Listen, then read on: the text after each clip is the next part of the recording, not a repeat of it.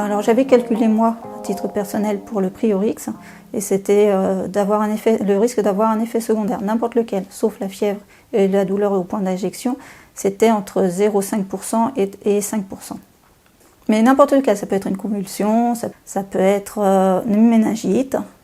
On retrouvait dans la notice, en effet secondaire, les symptômes de la maladie. Et des échecs vaccinaux aussi, des rougeoles post-vaccinales. Ils ont fait en Italie donc une étude prospective, donc ils demandaient directement s'il y avait eu des problèmes avec le vaccin. C'est le Priorix Tetra qui est un ROR plus la varicelle, parce que la varicelle est obligatoire en Italie. Et là, on arrivait au taux de 4%, un peu plus de 4% d'effets secondaires. Alors que si on attend juste la déclaration spontanée des gens, il est beaucoup plus bas. C'est énorme, 4%, oui.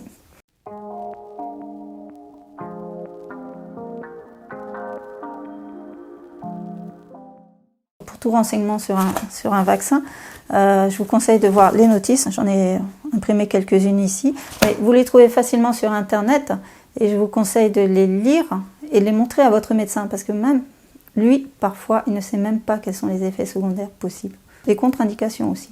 J'ai fait pareil, exactement pareil. Pour les autres médicaments, je lisais les notices. Pour les vaccins, bizarrement, c'est très rare que les patients, les parents lisent les notices. Et très souvent, dans le cabinet médical, le médecin pique et jette la notice avec la boîte directement. Donc on n'a aucun retour. Et c'est pour ça que c'est très intéressant de regarder sur Internet les notices. On les trouve très facilement.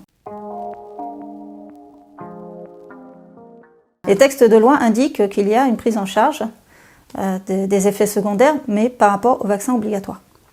Et il faut s'adresser à l'Omniam pour être indemnisé. Seulement, c'est le parcours du combattant. C'est vraiment la croix et la bannière.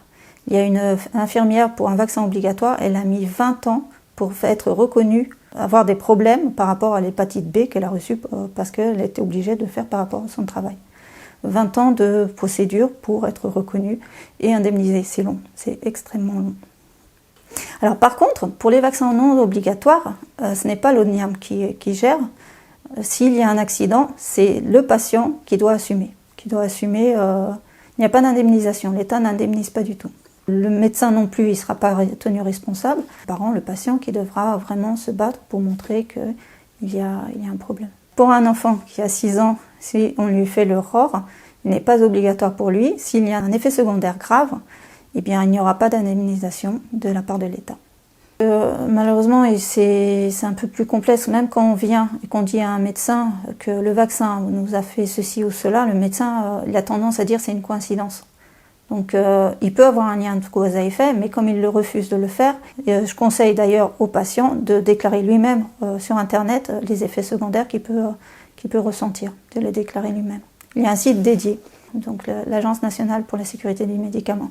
Il y a une page où on peut déclarer tous les effets secondaires des vaccins ou des médicaments ou des dispositifs médicaux.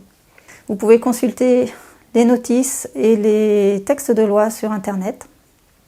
Pour les textes de loi, c'est sur legifrance.fr et les notices sur la NSM, par exemple.